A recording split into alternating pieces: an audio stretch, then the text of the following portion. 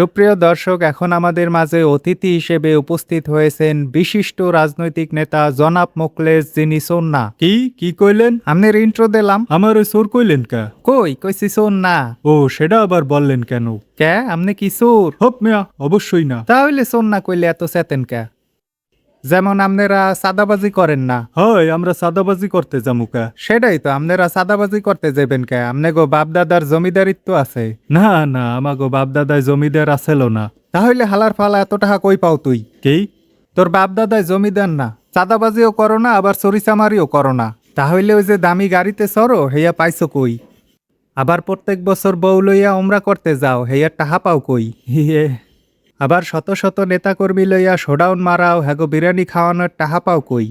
না মানে, টাহাডা কমে গনে আসে সেটা বলেন, জাতি জানতে চায়। ইয়ে, এনে কি গরম? এসি চলে। না না, এক্সের গরম, যাই। আরে কই যান, ইন্টারভিউ শেষ হয় নাই তো?